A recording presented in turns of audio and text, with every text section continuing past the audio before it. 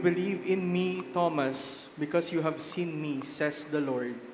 Blessed are they who have not seen me, but still believe. Alleluia, alleluia, alleluia, alleluia, alleluia, alleluia, alleluia, alleluia, alleluia, alleluia, alleluia, alleluia. My dear sisters and brothers, the Lord be with you. And with your spirit, A reading from the Holy Gospel according to John. glory to you, O Lord.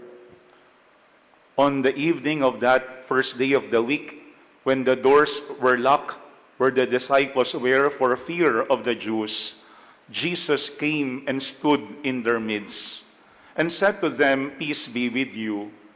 When he had said this, he showed them his hands and his side.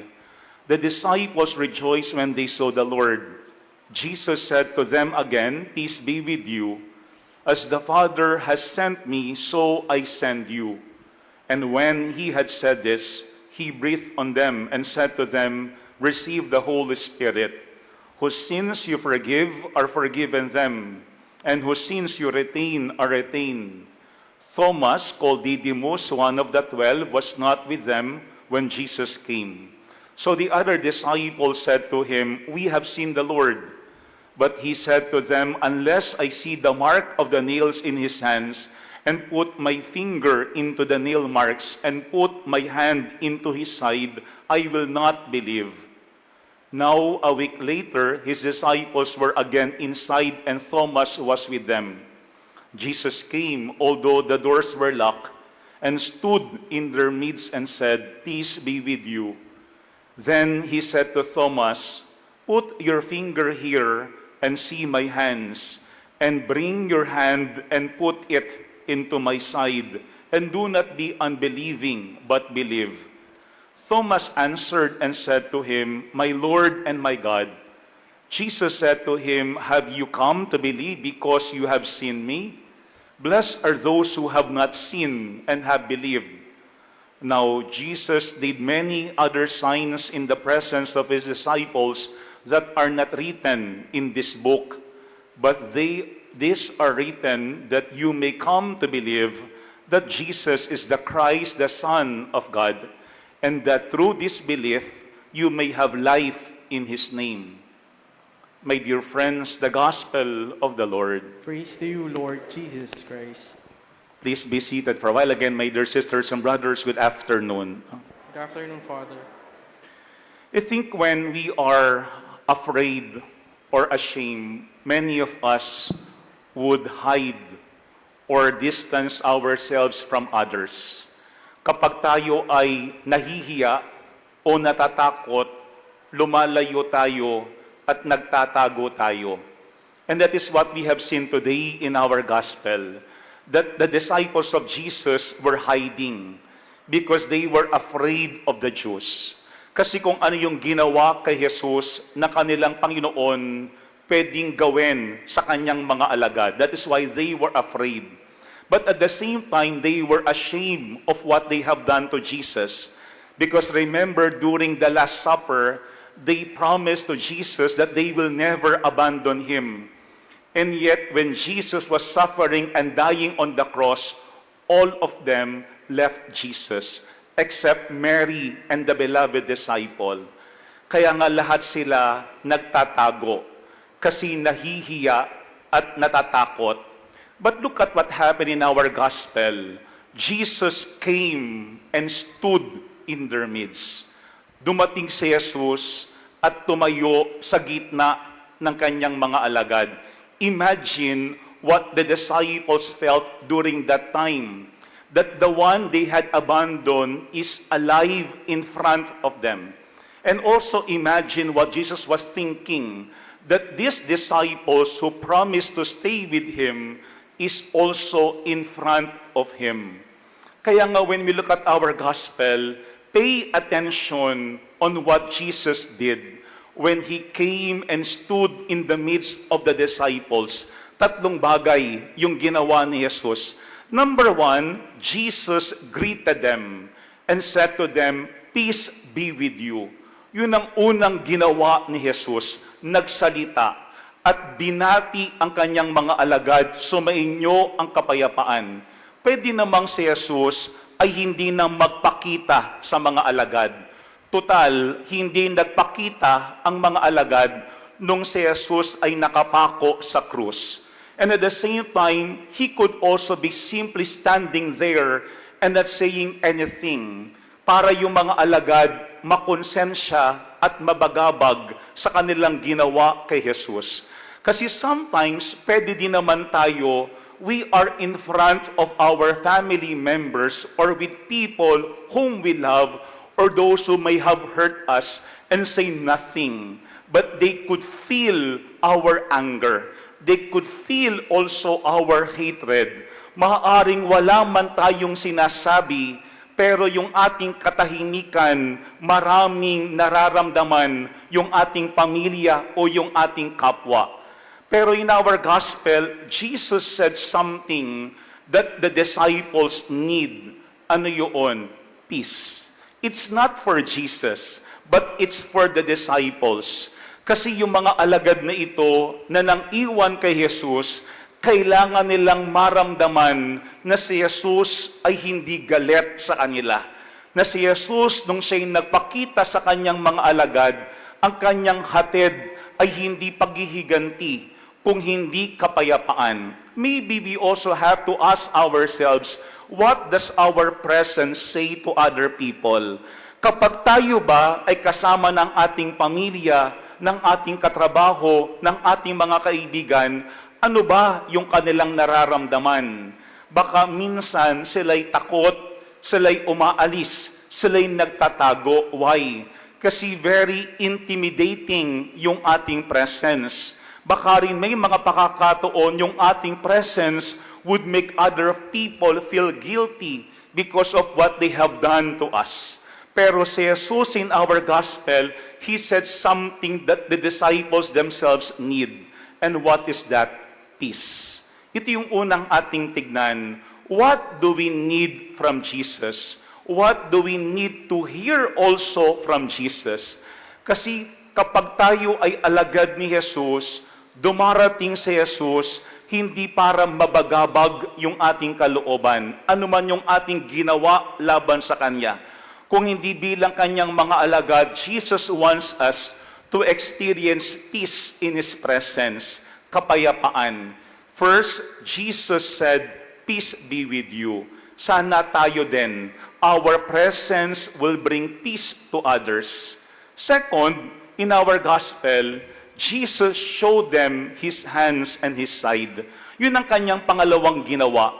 Pinakita ni Jesus yung Kanyang kamay at tagiliran. Imagine how fresh the wounds are. Sariwa pa yung mga sugat sa kamay at tagiliran ni Jesus. But why is it that Jesus was showing all these things to these disciples? Hindi para sila'y makonsensya, but for them to feel that the love of Jesus for them is real and concrete. Kasi yan ang paalaala sa atin. Bakit ba niyakap ni Jesus ang pagdurusa? Bakit ba inako niya ang kamatayan? Para iparamdam sa ating lahat bilang alagad yung Kanyang pag-ibig sa atin na hindi magbabago. Even if these disciples were weak and had abandoned their master, Jesus is very committed in showing His love for them. Yan ang pangalawang ating tignan. We cannot love unless we are ready to suffer and to get hurt. Kasi bahagi ng taong nagmamahal yung kahandaan na siya ay magdusa at ibigay niya ang lahat-lahat sa kanyang minamahal. I think sometimes we simply like the idea of love, yung concept of love. Pero ano nga yung ating laging sinasabi? That when we talk of love, it is a conscious decision of giving totally ourselves to the other person. Hindi ang fleeting emotion na ngayon okay, bukas wala na.